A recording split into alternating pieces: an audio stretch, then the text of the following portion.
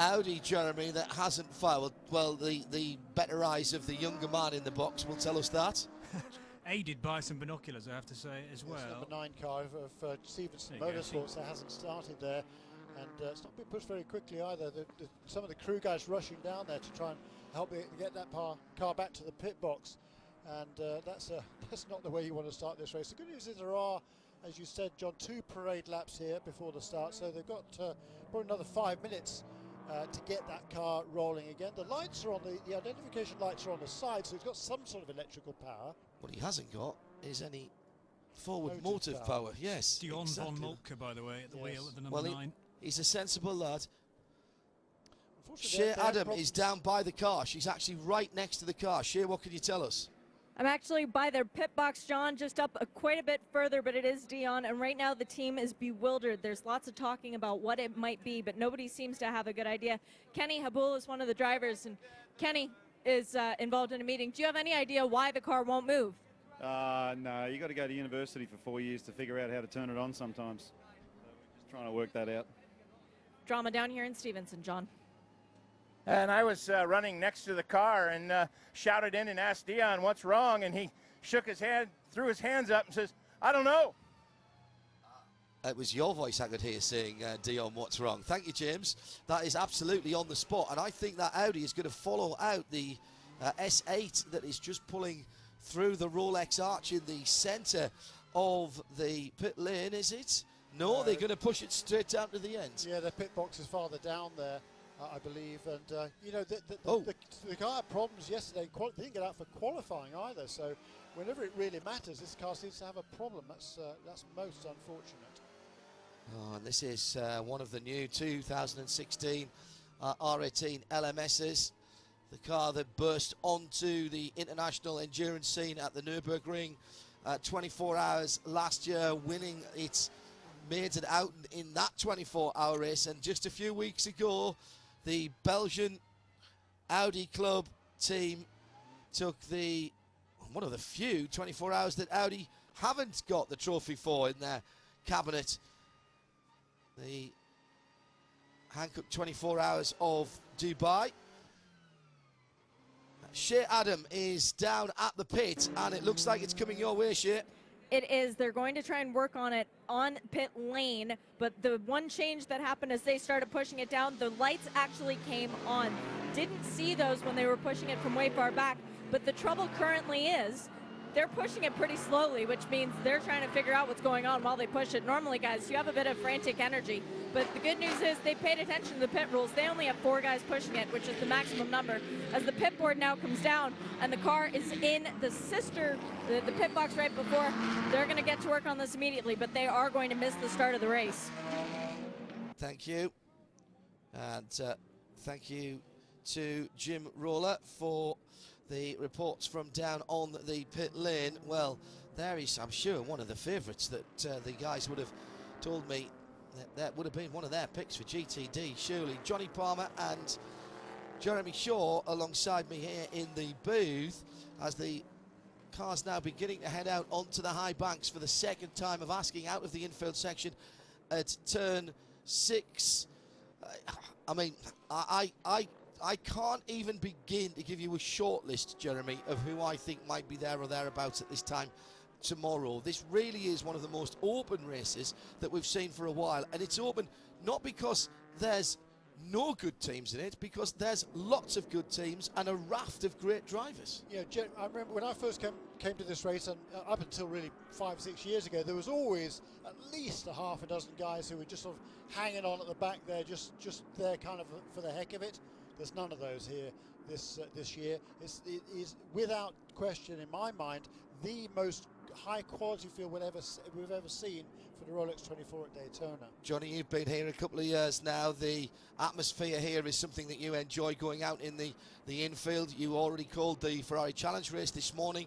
The new stadium here is quite extraordinary, and it's certainly fuller than we've seen it before. It is, yeah. It's great to see that, you know, so many people have packed the 3-tier, 4-tier stadium section, particularly down at turn 1, and you would expect that because that's a great view of the tri-oval, but also the central section as well, on the flat into the 2 horseshoes. But that's only going to add to the the kind of momentum and the enthusiasm that I've felt all week down on the infield. Isn't it great to have it dry though as well? This is the sort of weather we should have here in Florida, under blue skies, a little bit of light cloud, but it's going to stay dry for all of the race, we understand.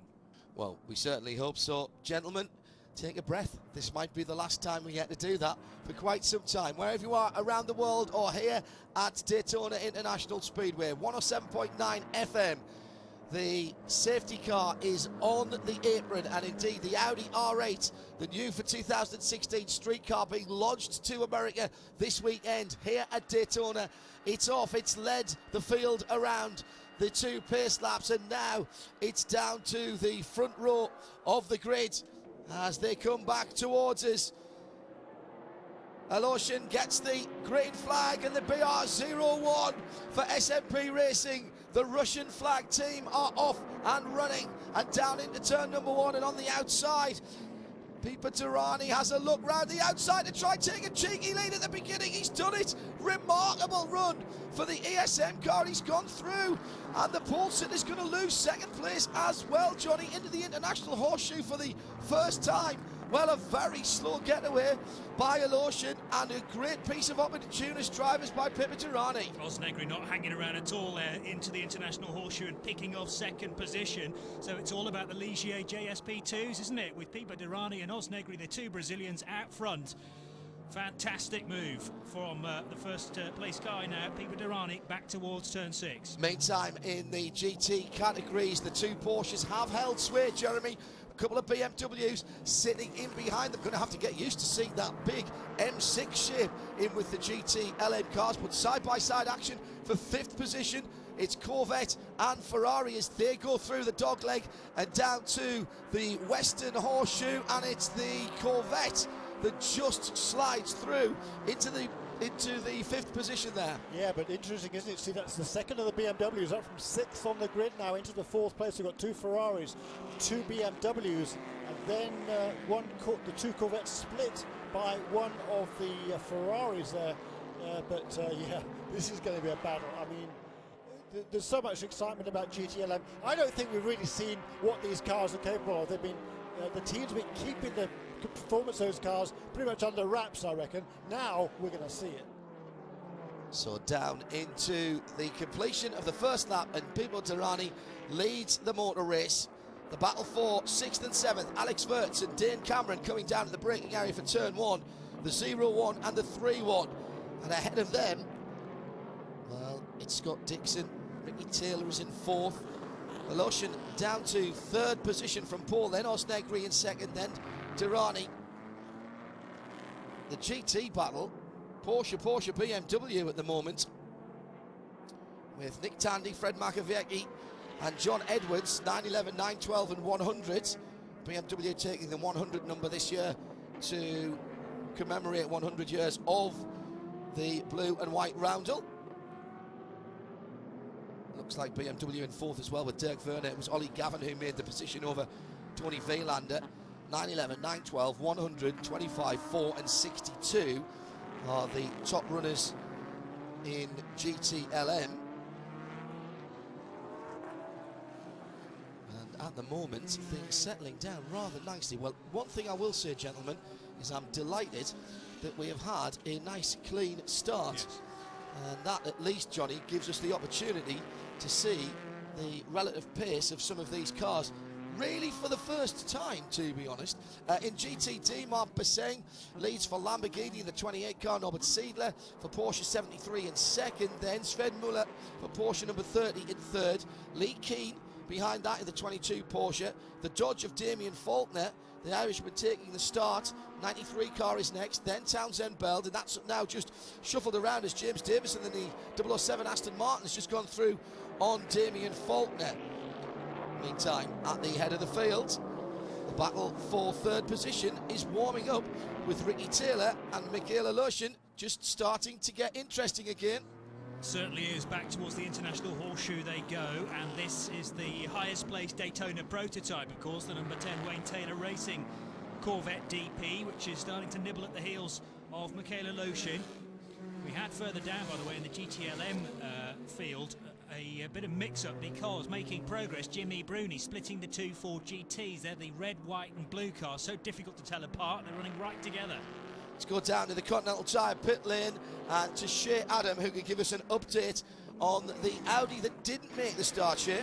Well, we've had progress, John. The car is now running. They just fired it up and then turned it off. And checking with the engineers, Dion is looking up on the wall to make sure that it's okay. And that's the sound of a very hot-headed South African/American right now getting ready to go out on track. They've only lost 3 laps, though, so far. That's definitely doable over the course of 24 hours. Yeah, only 2 laps, actually, Shay, so even better than that. Great job there by the Stevenson Motorsports guys, and of course the Audi engineers, I'm sure, were a part of that to get that car rolling again. So they've done that. They are just 2 laps down, and just over 2 laps down. So we're kind of, what, 300 or 400 yards behind the tail of the field in GTD, and as you suggest, plenty of time to make that up. Hello to David Hennemeyer Hansen, and thank you very much for the kind words on the stream. And the racing already living up to all of the 2016 hype that we have heard from the teams. We've looked at this and been quietly wondering whether it could possibly actually all come together, and it has. And we've now got all 54 cars running. Pippa Durrani, by the way, fastest lap of the race last time around with a 140.1. Oz Negri, though, with the second and third sectors absolutely on it, a 140.223. And he is just establishing himself now in that Honda-powered prototype in second place. The battle's in the classes. In PC, we haven't mentioned prototype challenge. Steve Simpson, the 85 car, leads that out from Johnny Molam, who started on pole in the 20-bar-1 car. But great battling all the way down the field.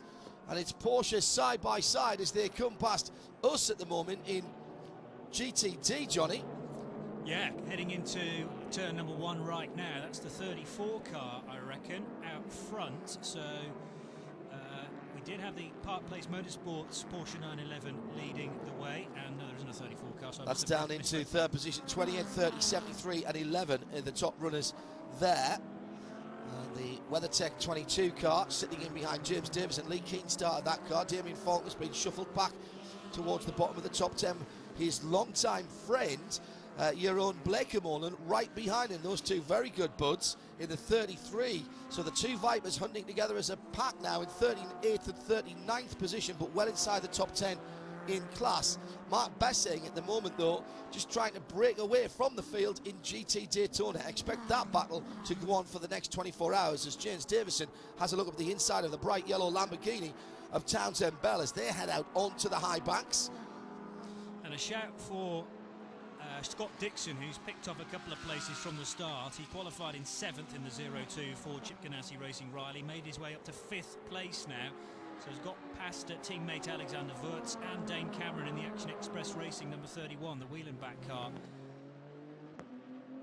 So it is the 3 P2 cars still out front. Second. But the Ryan Taylor, number 10, Wayne Taylor Racing, Delara Corvette, looking to try and get by for third position, Jeremy. Yeah, and the other cars moving up is Catherine Legg in the Delta Wing. She started 13th overall, now up to 8th position. She just got past number 90 car.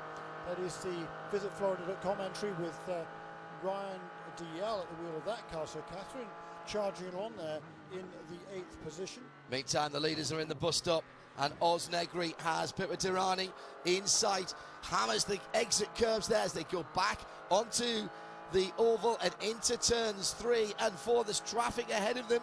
These cars, similar engines, of course, the 2 Honda-powered prototypes, staying down low towards the yellow line. Now, what will Pippa Durrani do?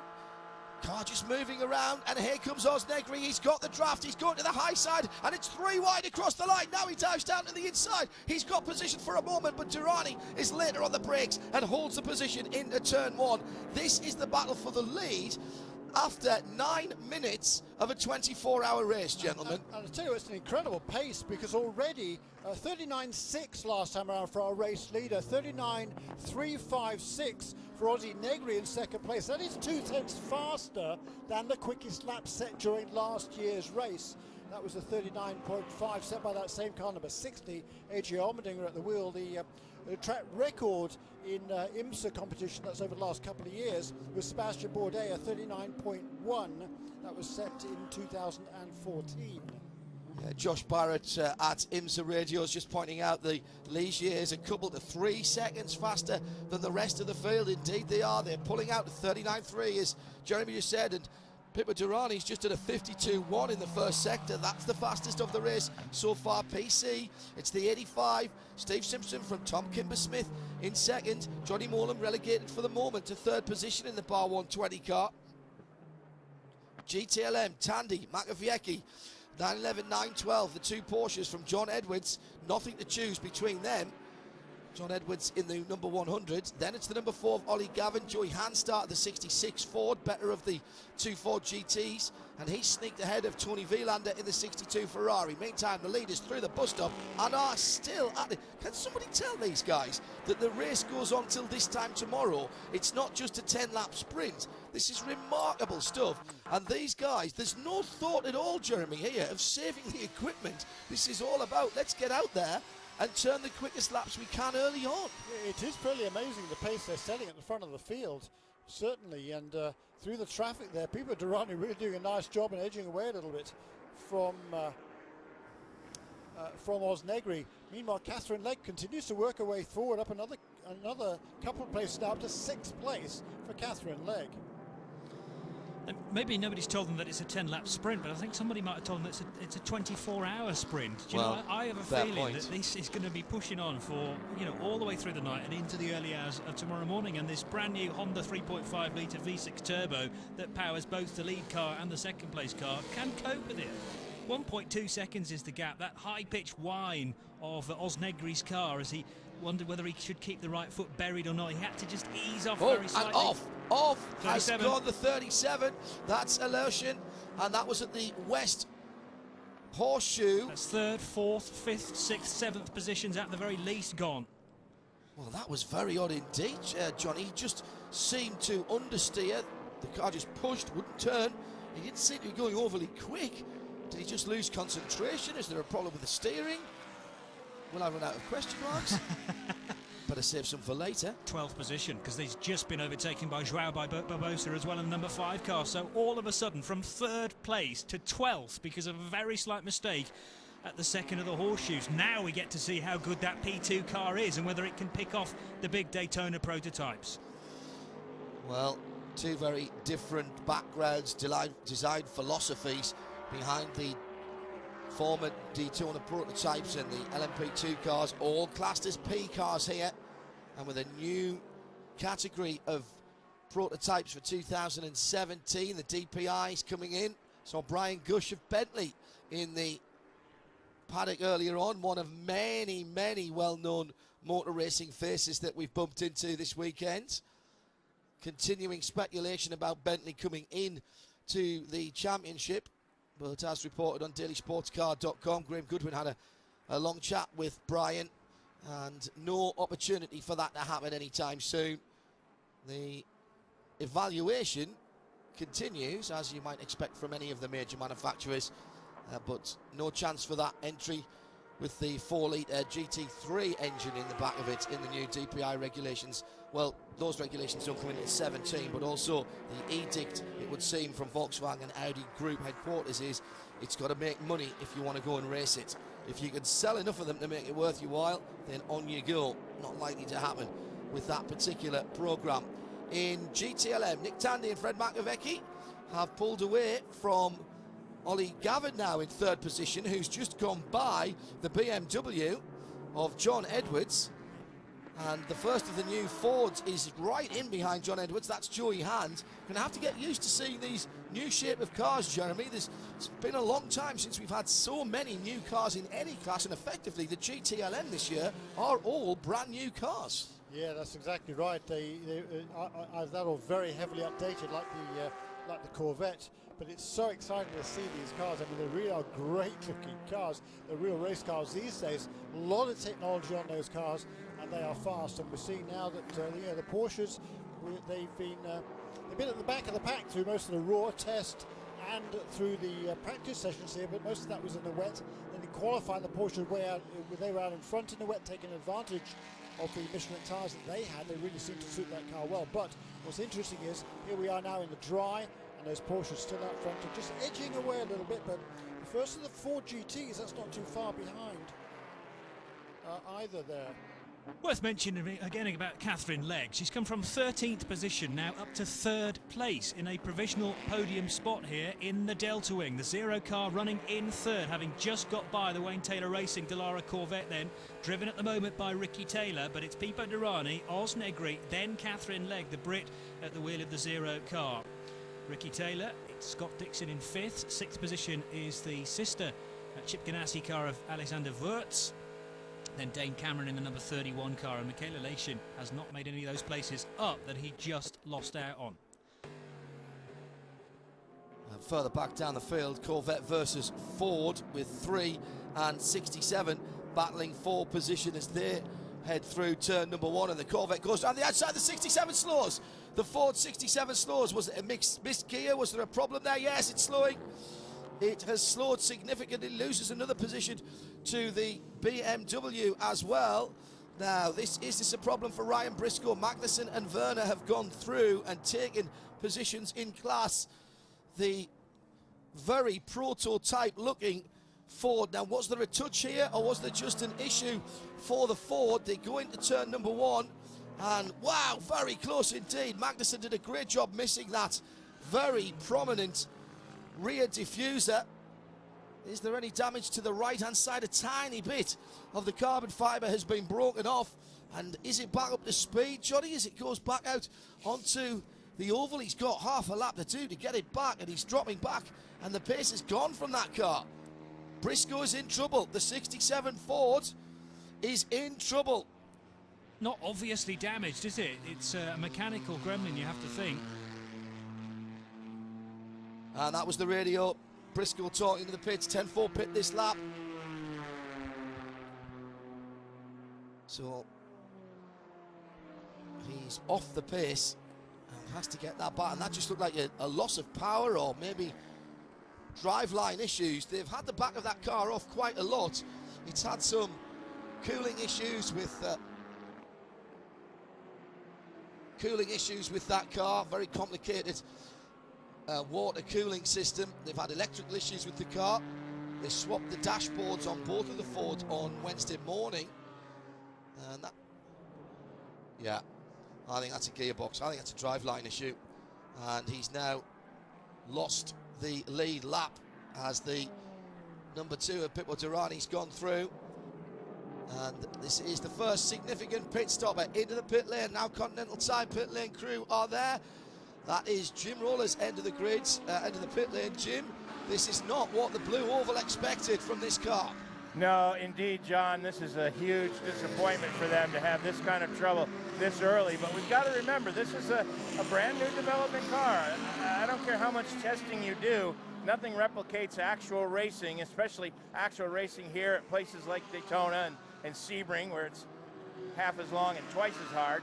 It's just, the proof is in the pudding when you have to race, and this is maybe the first chink in the armor for this car. They have taken the rear deck off. They've gone through normal servicing, which is kind of the normal modus operandi for these teams, to take care of that service first, put fuel in, check the tires.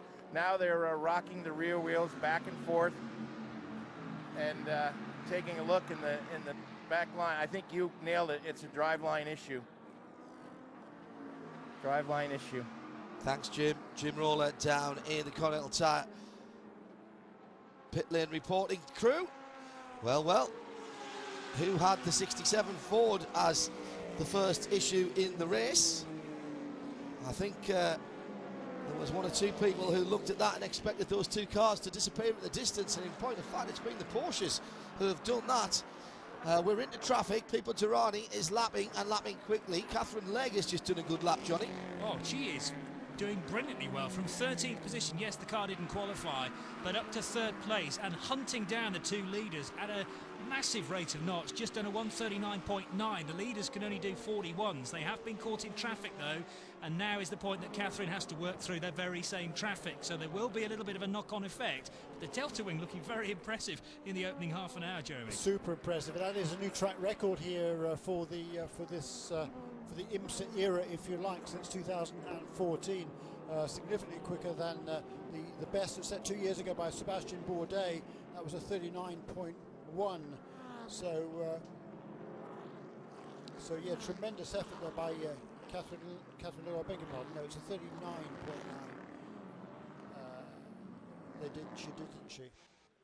Yeah, 39.9. 39.9, yeah. And that was a slower lap for her, as we expected, because she had to work her way through quite a bit of GTD traffic. The leaders had already done that, so she's once again lost 4 seconds on the top 2. Okay, so it wasn't problem for the Mazda number 70. Oh. Tom Long just got it on board of his teammate Tristan Nunes, who was cutting his way through traffic, but the gasoline-powered Mazda, this is another new car for this year. Shut it off is what I heard on the radio to us. Not sure if you're, I know that on the IMSA radio you're hearing some of that. Not sure if you're hearing that on the video feed as well, but Tom Long has been told to shut the number 70 Mazda off.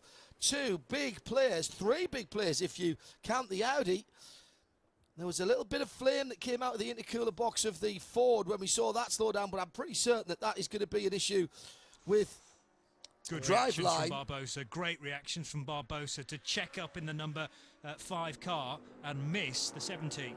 Off driver's left, running down to the International Horseshoe, I think, and I've got a firm suspicion we're going to see our first full course yellow of the day as the Porsche Cayenne incident vehicle, running down towards the West Horseshoe, and the double yellows are out. Dennis Paul has them. Well, good news for the 67, it's losing less ground. Bad news is Jim Roller, that 67, still hasn't moved yet. That's an electrical problem. They've changed the steering wheel. The car is stuck in 6th gear. I think it's time for Control-Alt-Delete. Here goes another steering wheel. This is the, they've either reprogrammed the first one or this is a 3rd one. So, wow, that's money. 3 of those things. Jim Roller always thinking about the budget. The tow truck, Bud's truck and diesel, is up alongside Tom Long's number 70 Mazda. Slightly new colour scheme for the Mazda, still mainly in that lovely soul red colour, but with a little black and white on. Red, white and black, I'm drawn to that. I can't help it. It's like Johnny with the tangerine cars. So our first full course yellow, Jeremy, has come within, what, the first 40 minutes of the race? First 20 minutes of the race, in fact. Yeah, and yeah, got a feel for the guys at Speed Source and Mazda Motorsports, because they had all sorts of trials and tribulations the last few years with the SkyActiv diesel, and there's been an awful lot of preparation got into running these new petrol engine cars this season. It's an iteration of the engine that's been running in this series for on and off for several years, back with Dyson Racing, but certainly a development from that. But unfortunately, some sort of a problem there in the very early stages of this race. Just over 20 minutes gone. Let's head down to the pit lane again. Jim Roller is still watching this work going on the 67 Ford GT. Yeah, they've dropped it down off the jacks. A little bit of teamwork here as the 01 and 02 are going to be coming into the pits during this full course caution, and the 02 wants a little bit easier exit, so they've pushed the 67 car a little bit forward, almost into the 66 pit box. I'm not sure at what point they'll run afoul of working on the car out of your pit box, but work continues on the car, and they've pushed it a little bit forward so that the 02 can have a little bit better exit. Thank you, Jim. Jim Roller still watching that. There's a certain sense of resignation with those guys at the Ford pit at the moment, and I'm not sure that car's going to go very much further. Yeah, they're certainly, you know, they've done a lot of test and development work with that car, of course, all the way through last season, but this is its first race, and always, you know, racing is very different from all the testing you can do in the world, and you get to a race under race conditions, and you find out all sorts of things that you thought you'd sorted out beforehand. This is the car that's had the niggly little problems all week, as Joe Bradley has just reminded me. Just joined in at the other end of the Continental Tire pit lane reporting team, and I suppose if you're going to have bad luck, let's have it all on one car if you've got a two-car team, Johnny, and we've seen that in many times before, haven't we, in championships as well as in individual races. Best to have it early as well, as Jim says. Now we are going to get some pit takers here, Jeremy. We've run what, 25 minutes of the 24 hours, and into the pit lane comes Oz Negri, Catherine Legg, Ricky Taylor, Scott Dixon, or if you prefer, the 6-0, the 0, the 1-0, the 0-2, 31, 0-1, Alex Wirtz, Ryan DL in the 90, Tristan Nunes in the 5-5, Joao Barbosa in the number 5. So everybody except the leader has come in. Durrani stays out. That's very interesting in PC. Top 3 are in, 55, 52 and 20. Let's head down to the pit lane and say welcome to our IMSA Radio live broadcast to Joe Bradley. Yeah, very busy, as you would imagine. I've just come in at the right time, haven't I, with the first full course caution, bringing frantic activity down here in the pit lane. We've already had cars in and out within the time that you've spoken to me. Car 20, the 88 Starworks car just sweeping in under my feet. Fuel and tyres, just stretching that fuel window. It's a tactic that I've always concurred with, just stretching the fuel window at every opportunity. And we've got a queue of cars for some reason being stopped going back out onto the track. Now I can't understand what that is about. Now they start flowing out, so it may have just been we've got a car stopped at the pit out, John. I can't quite see. I think it's a Lamborghini, can't for the life of me tell you which one. And now we've got out we've got a very empty pit lane all of a sudden, and all that's left behind is that 67 Ford GT. I think it was the change car that had the accident earlier on in the week with Spencer Pompelli at the wheel that failed to get away, the bright green one. Jim Roller, some outstandingly quick pit stops at your end. Yes, the number 31 Whalen Corvette had an awesome stop. They were able to I don't even know if they took all 4 tires. They may have, I'm going to have to go down and see if they changed all 4 tires. That was a very quick stop. They were the first ones out. The 5 car had a great stop, and the 02 and the 01 also were very quick. But certainly kudos to the guys in the 31. They're going to pick up quite a few positions with that pit stop. Any thoughts on the cars being held at the end of pit road, Jeremy? I think they were just waiting for the other cars to go past on the racetrack, to be honest. Why would you do that? Because that's what they do. You can't leave the pits when there's other cars coming out, because they don't want them blending in over there in turn 2. It's only a couple of seconds, didn't cost anything. They're still going to rejoin at the back of the pack of cars. And of course next time round we'll open it up for the GT runners. That was just the prototype field. Pippo Durrani staying out's an interesting one there, Jeremy. Yeah, every other prototype came onto pit lane. And he's not going to, the field will be reset. He's not going to get track position there. And I'm not sure that Honda HPT Ligier is that much quicker that they'll be able to blow everybody away. No, but certainly they romped away at the beginning, the early stages. I mean, it was, as somebody said, 3 seconds a lap or so. By lap 5, they were 15 seconds ahead the first 2 of Michael Aloshin in car number 37. And after that, Catherine Legg was just about able to keep pace. She lost a little bit after that, but not nearly so much. So she's probably within a second of those 2. But yeah, that was a torrid pace set there at the start of the field. The first 6 laps, Pippo Durrani quicker than the previous one. Then he got into traffic. So Pippo, you've had your opportunity there to have some clear laps here at Daytona International Speedway. That might be about it for the next 23 hours and 1/2. Yeah, coming down to the first half an hour of racing, live, uninterrupted coverage in sound and vision. IMSA Radio live from Daytona International Speedway and the first round of the IMSA WeatherTech Sports Car Championship for 2016. Indeed, the first ever round of the IMSA WeatherTech Sports Car Championship, and we welcome WeatherTech to the sports car family. Many of you around the world tuning in to us, enjoying these opening laps in almost perfect. Just a slight bit of light cloud, just taking the edge off the sunshine. Big crowd in the grandstands, already enjoying the close action. Here's the GT cars coming in to the pit lane on this first full course caution. Let's go down to Jim Roller, who's one of our Continental Tire pit lane reporters. Kind of positioned right between the Porsches and the BMWs. Also, the 63 Ferrari was in. The 911 will lead those cars in. He comes to a stop. Here comes the number 100 BMW, followed by the 25 BMW. The 68 Ferrari kind of missed his marks. They're going to have to push him back because he tried to go around the 63 car. The 911 is going double stinting, fuel only for the 91, 911, and the 912. The 63 also away, fuel only for the Ferrari, for the BMWs. 4-tire change and fuel. Drivers are double stinting. A car that isn't fuel only is the 62 Ferrari. That's the Rizzi Competizione car. That car's taken on tyres, so it's again taking advantage of the full course yellow. And we've got an errant wheel that's rolled across the pit lane and into the grass area at the centre of the tri-oval as the number 22 Porsche of Alex Job Racing, the WeatherTech Porsche, screeches out beneath me. Someone will have to retrieve that wheel before we can continue down in the pit lane for sure.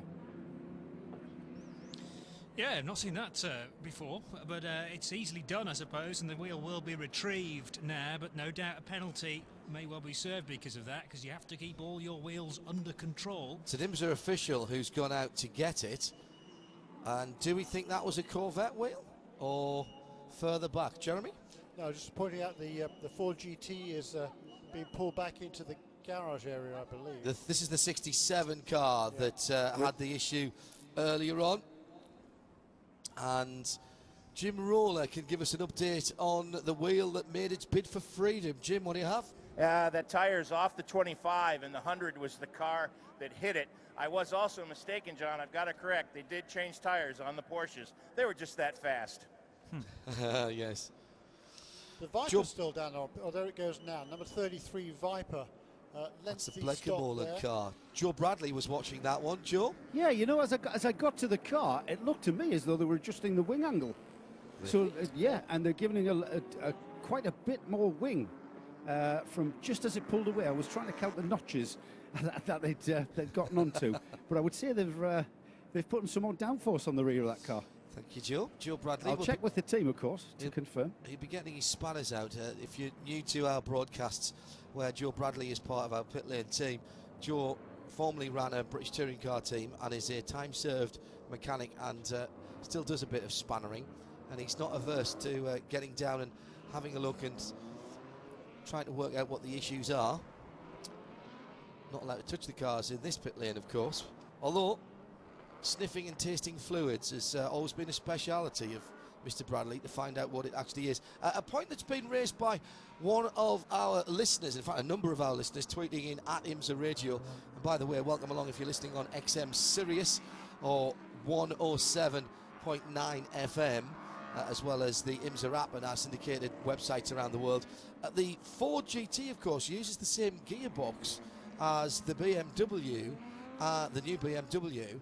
And if there is a problem in the driveline there, will other teams necessarily? I think there's one other team use the same gearbox as well as the Ford GT. So we'll have to keep an eye on that and see what the Chip Ganassi Ford Racing guys come back at. Jim Roller can square the circle on the incidents down there in the pit lane. Jim? Yeah, I wanted to confirm, because I'd made the mistake on the Porsche. I wanted to confirm that the 31 Corvette, in fact, did not change tires, and they didn't. It was fuel only. That's why that stop was so fast. See if they can take advantage of it. Expect to see a loose tyre penalty for that team later on. Oh, for the BMWs, without a doubt.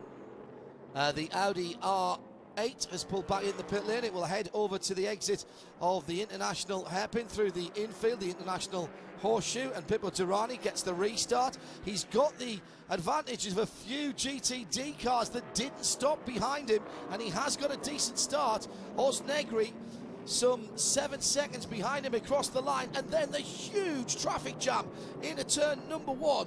This is just what we want to see. Mixed category racing at its best, and Catherine Legg emerges from the milling throng.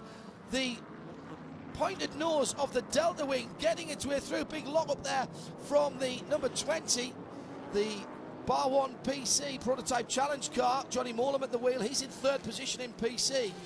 Catherine Legg is putting in the stint of her life, making light of the traffic.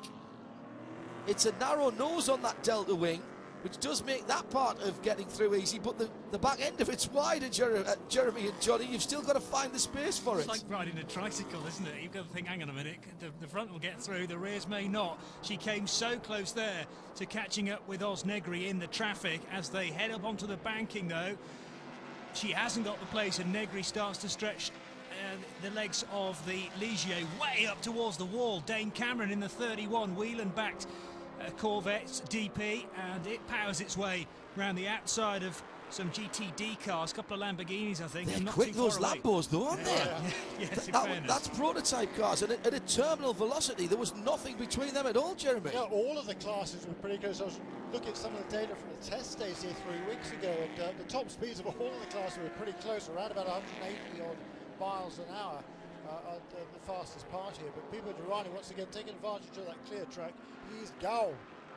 So across the line there, Pipo Derani, ESM taking the chance, goes through, and it's a 4.2 seconds lead as they go through. 2 from 60 from Catherine Legg, who's just another couple of seconds further back. Then Dame Cameron, 0.2 of a second back. Half a second back, Ricky Taylor in the number 10. Then Scott Dixon in the Chip Ganassi 02 car. The top 7, check that, the top 10, 11 seconds between them after the restart and picking through the traffic. And once again, Johnny, it's going to be the survival of the cleverest out there. And who's got the best of the traffic is we've got 1, 2, 3 GT cars heading in off kilter.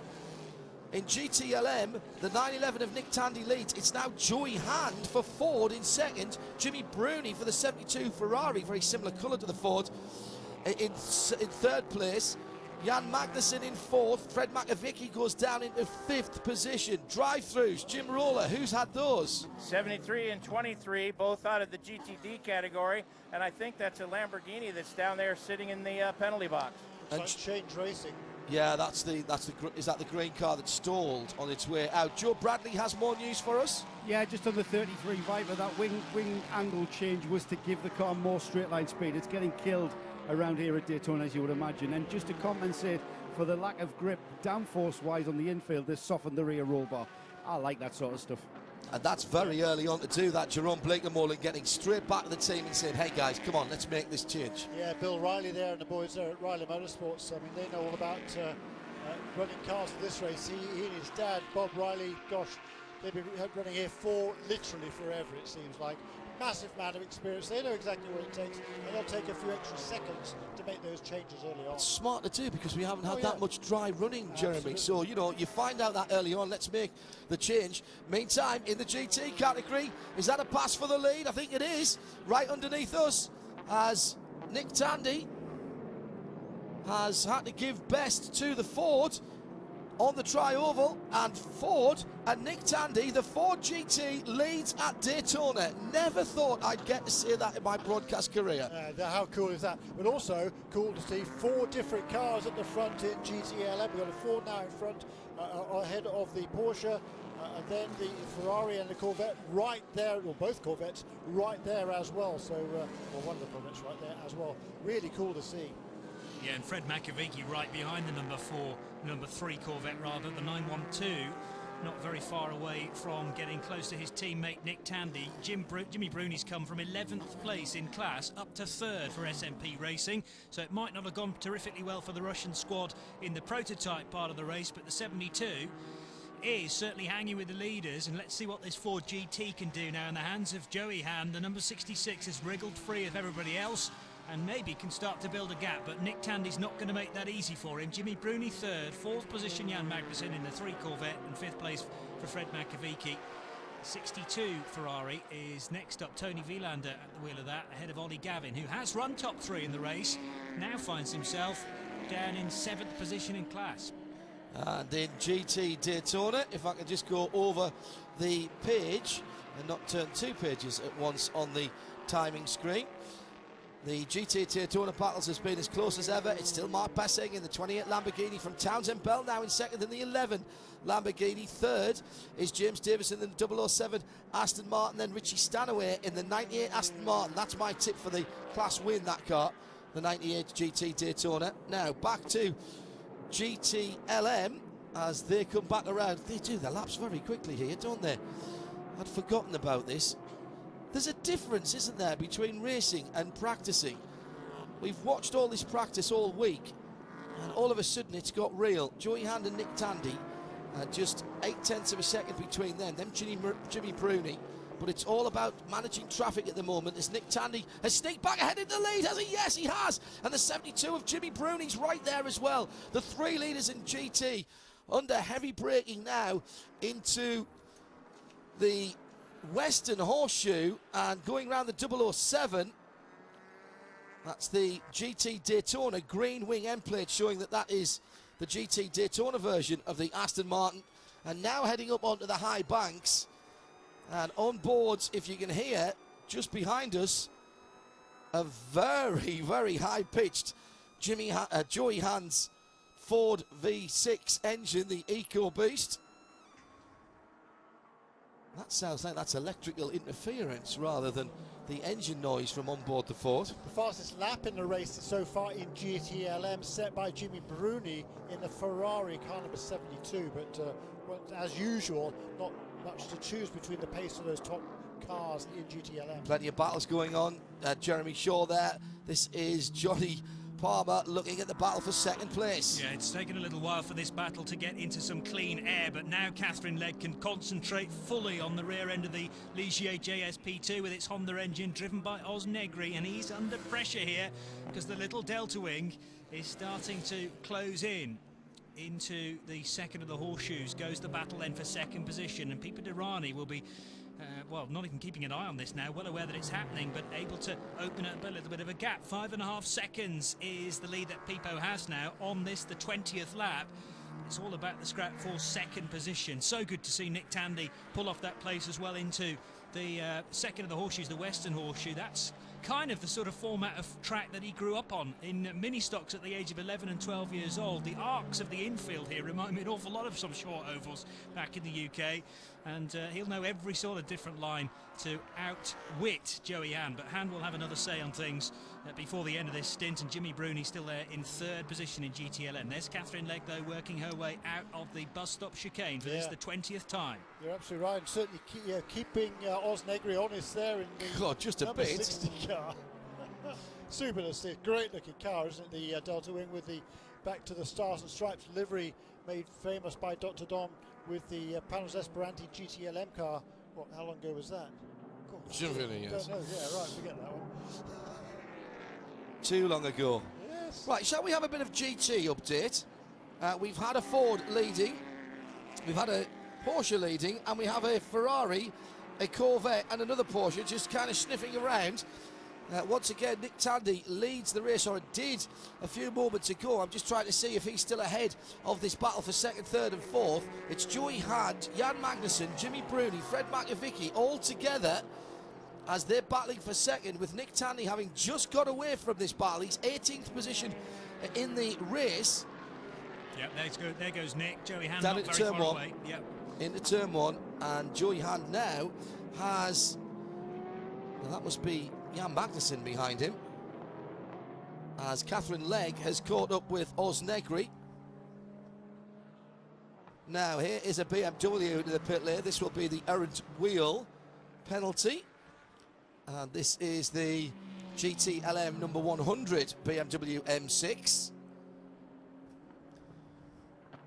and that was clearly just a drive through because he is in and out. You're listening to live coverage of the 54th running of the Rolex 24 at Daytona. I can hardly breathe. There's so much going on. I actually don't know where to watch between the TV screens and what we can see out of the IMSA radio booth here, which is all of the track, I'm not sure where to look quite at the moment, but Pippa Durrani leads by an impressive margin at the moment over Oz Negri. Then it's Catherine Legg right up the tailpipes of Oz in third place. It's 7 seconds between third and first. Dane Cameron's another 7 seconds further back in the number 31 Chevrolet. Ricky Taylor in the number 10, the black car in fifth position. That's a decent battle there for fifth and sixth, with for fourth and fifth rather, with Scott and Dixon not too far behind either. And then Joao Barbosa in the number 5 car, the second of the Action Express cars, sitting in 7th place. We've got the pole-sitting Nissan-powered Ligier, the 37 car, with Aloshin at the wheel in 8th position overall. Then Ryan DL in 9th for the number 90 Chevy TP. Tristan Nunez is the sole remaining Mazda, the 55 car still circulating. Tom Long's car coming to a halt earlier on just beyond the kink, beyond the dogleg, and needing to have a tour back to the pit lane. Hearing from Mazda, they will do everything humanly possible to get that car back underway. Alex Wirtz in the 01 Ford EcoBoost Chip Ganassi car rounds off the top 11, which are all the prototype categories. And there's a change for second position into the bus stop as Catherine Legg takes the innovative, the different, the very different looking Delta Wing into second place. This is by far the best run that we've seen of the Delta Wing. They were quietly confident coming to this weekend. A lot of development again over the wind from this car, and like it or loathe it, it's a proper prototype car. I love it nowadays, and I think it's just great what Timmy Keane and the crew there at Panos Motorsports were able to do, develop this car. They've got a new MCO gearbox, and it's and it's all towards reliability is what they've been working on. It's going faster as well. SMP, Ferrari and Ford GT, very similar colour schemes, and almost trading a little bit of paint on the high banks at Daytona as they come down to the bus stop on their 23rd lap of this 3.5 mile road and oval circuit. And through has gone Jimmy Bruni in the 72 car. Nick Tandy leads GTLM. Jimmy Bruni now in second. Joey Hand third. Jan Magnussen for Corvette in fourth. 911 from 72, from 66, from 3, from 912. Fred Makiewicz right there as well. Ollie Gavin starting to drag up to the back of this group of 4 or 5 cars as well. And there's traffic ahead of the both of them. And through the middle, is he going to try it? The Ferrari driver, Jimmy Bruni. Well, he's got a really difficult choice there with a PC car and a GTD Porsche. I think it's the Park Place car that he's trying to go around at the moment. Does he get himself on the wrong side of it? He has to sneak through here quickly because Joey Hand is hunting him down as they go towards the International Horseshoe. And round the outside, Ollie Gavin. Ollie Gavin's already done for Fred Makiewicz, and now he's coming up to his teammate. This is all the battle for position in class. And this is Ollie Gavin going for 4th position in category at the moment. This is marvellous stuff, Johnny. Superb. Just awesome stuff. I'm so used to seeing these Corvettes virtually neck and neck, whether it be at Le Mans, whether it be at Sebring, whether it be here at Daytona International Speedway. And Ollie Gavin picking off Fred Makiewicz into turn 1, and he had a nibble there at his teammate Jan Magnussen into the International Horseshoe. Couldn't quite make it stick because he had the outside line, but now it's everyone back onto the banking. And can you bump draft your opponent as the Ferrari starts to stretch its legs out front from Joey Hand in the Ford GT? It's then the 2 Chevy Corvettes behind Magnussen and Gavin, and Fred Makiewicz wonders now how he's all of a sudden at the back of this pack once more. Work to do for the Frenchman. Great battling going on, isn't it, out there? And another good lap there from Pippa Durrani, 39.9. Catherine Legg in second place, a 1 minute 40.2. Everybody else in the 41s or 42s behind that. Also connected with the battle is Tony Vilander. We shouldn't forget about the 62 Ferrari, which is not very far away either. And the Risi Competizione, that's a brand new chassis, of course, the 488 GTE for this year. As once again, Joey Hand gets the drag on the SMP Racing Ferrari round the outside as he made it stick. He's still on the outside line there, door handle to door handle into turn 1. But the SMP Racing Ferrari fends off the big 4 GT. Meantime, there's a change in the lead in GTD as Townsend Bell has got past Mark Basseng. The 2 Lambos have swapped around. Richie Stanaway is in 4th position behind James Davison, the 007. So the 2 Aston Martins 3rd and 4th. Then it's Jens Klingman in the BMW 96, the Turner Motorsport car. Bryce Miller in the 48, Paul Miller Motorsport Lamborghini. That's your top 6 there. So Townsend Bell then takes the lead of GT Daytona in the number 11 Lamborghini. Plenty of action going on here. Understatement of the race. I'm going for a lie down now, lads. I'll just leave it to you for the next. There is a real problem, isn't there, when we do the job that we do, because I kind of want to watch the race, and I don't know which bit of the race to watch. You can watch the race when we're done tomorrow at 2:30. You can watch it back again and realise all the bits we've missed. But we're doing pretty well, I think, of covering 4 classes here that are pretty much neck and neck. This is the battle for 4th position, or 3rd position in GTLM. 3rd place, Joey Hand has not let Jimmy Bruni go, but he tried to hold him back for as long as he could. Meanwhile, the sister car, of course, still in the pit lane. This is the 67 Ford GT, as they try and diagnose an electrical problem, we reckon, with several steering wheels being tried, as Jim Roller described a little earlier on, and the 67 remains in the garage. Just hearing that the number 3 Corvette of Jan Magnussen took a little wing out of the car on the last stop as well, thanks to Ryan Smith. It was too good on the infield, not quick enough on the speedway section. So 1 or 2 changes being made because of the fact we've had so little dry track running. It was torrential rain earlier in the week, and the guys having to make the decision of whether to go out and do practice and qualifying on a track that was going to have desperately different conditions. Round the outside, marvellous, Tony Vilander has just taken a couple of positions. Vilander in the 62 Ferrari ahead of Makovic, almost got past Gavin as well. Dirk Werner is in there. We have got 3rd down to about 8th there, Johnny, all in a long train. This goes back the years for me. This is going to be a great year of GTLM running with all the major manufacturers. Whoever's done the equalisation of performance has done a cracking job this far. Because if this is what we've got for the rest of the IMSA WeatherTech series, Jeremy, yes please, can I sign up now for the whole lot? Yeah, I agree. That's why I've been so excited coming into this season. It's wonderful to see. Mind you, at GTLM, Nick Tandy once again making everybody look average, because he's out to a huge lead in that class. He's got about, well, huge, in relative terms, over 5 seconds over Jimmy Bruni, but the rest of them all tied together. Still a couple of guys on the move. Just a quick note, Jeremy, that the 67 Ford is coming back onto pit lane after some time in the working in the back, and this now becomes a bit of a test session for this car. They'll refill it at the pit stop and send it. Remember, 2 cars being run out of the Chip Ganassi satellite operation at Greatwith in the centre of England for the World Endurance Championship series that kicks off at Silverstone later on in the year. Our sister station RadioLeMans.com having coverage of that. Let's go down to our Continental Tires pit lane crew.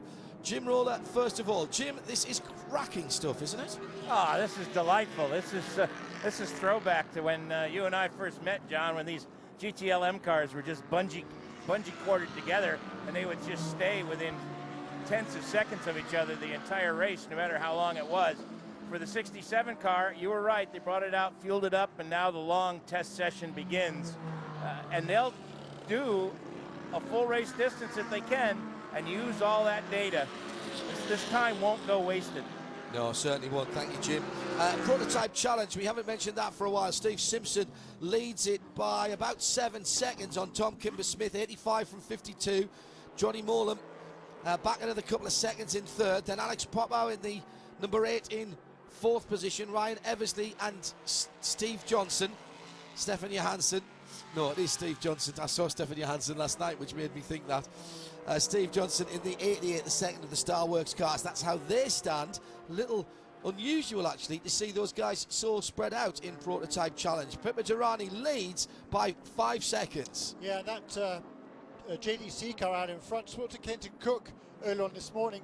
They made some changes to that car yesterday, which really improved the car. And Stephen Simpson taking full advantage of them and got a handy lead. The other guy's on the move lately. It's car number 55. We saw one of the Mazdas in trouble. The other one, Tristan Nunez, has moved up from, where was he, 14th at the restart, now up into 8th place in car number 55. 21 Lamborghini for Conrad Motorsport on the pit lane. Joe Bradley's end of things. I most certainly am. I'm just taking a watching brief from inside the awning as they are taking a full pit stop service. Obviously, one of the cars not to take a pit stop during our earlier full course caution.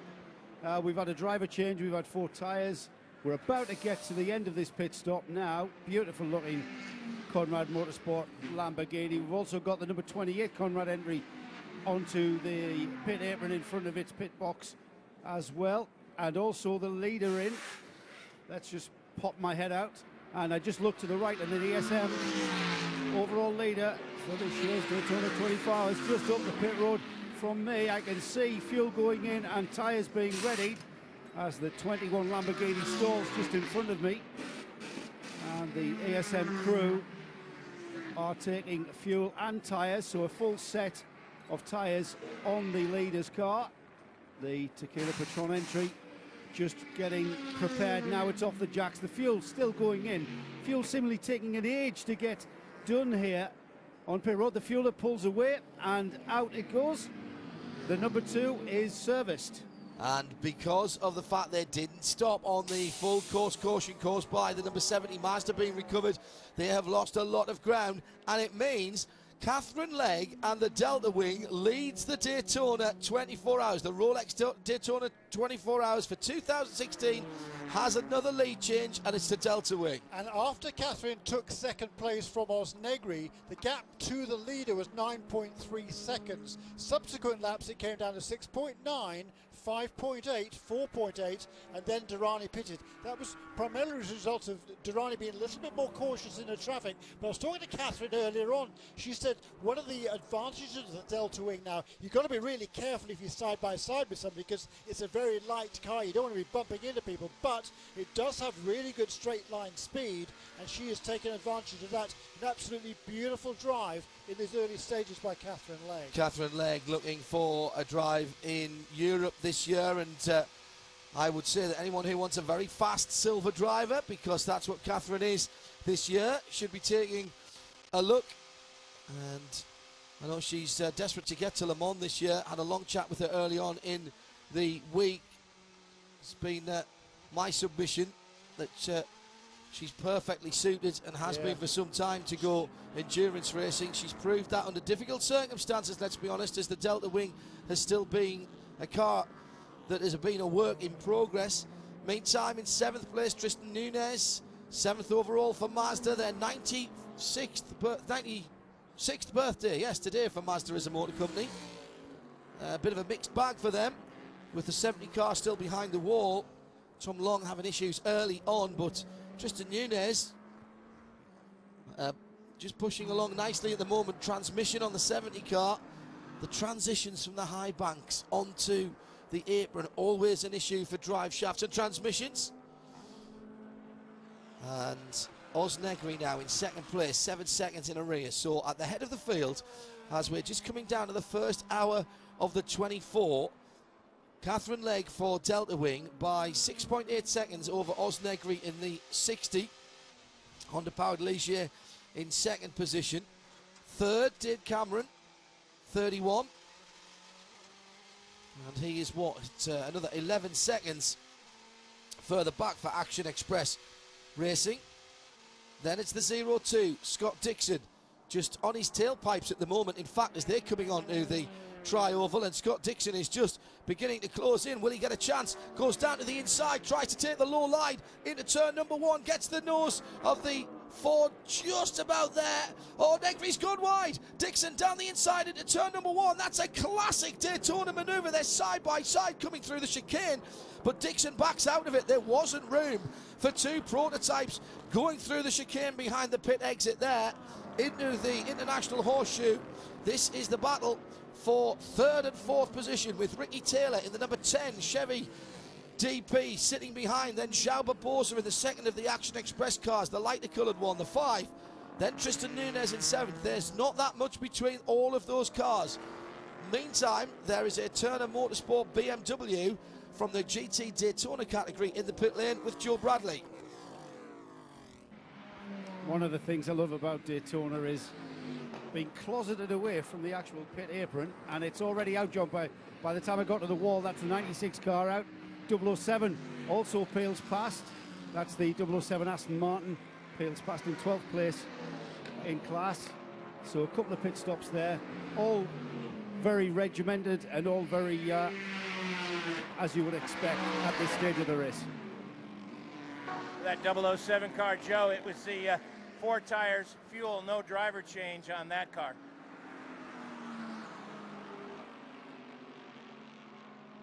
Just pausing for a moment to catch my breath, literally. I don't think I've taken a full breath since the start of the race. At IMSA Radio, if you want to drop us a line here in the booth, it's John Hindhaugh with Jeremy Shaw and Johnny Palmer. Here is the 98 Aston Martin coming in along pit road. This is the car that is teamed by the WEC driver squad, Paul Dallalana, Pedro Lamy, Matthias Lauda and Richie Stanaway being added to that. And this looks fairly standard as well. New set of Continental tyres are coming out. It looks like to be a 4-tyre stop.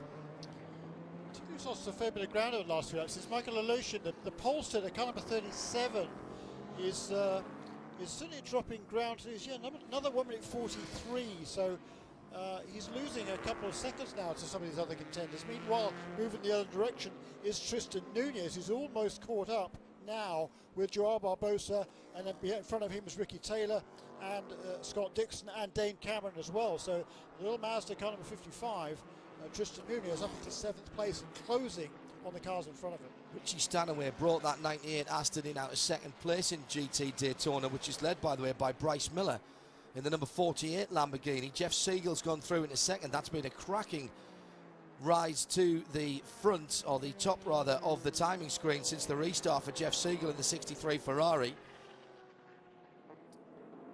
It's Andrew Davis in the number 6 Audi in 3rd position.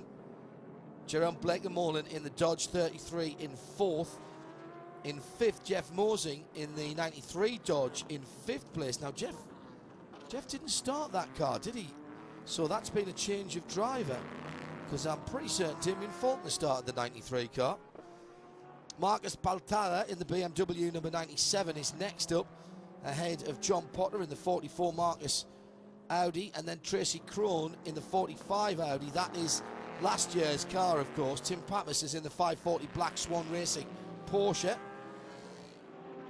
And leader then in GTD, Bryce Miller in the Lamborghini number 48. So much going on in all the classes at the moment. Jim McKillian sitting down in 52nd position at the moment in the Lamborghini, the man behind the Long Beach Grand Prix for pretty much ever, really.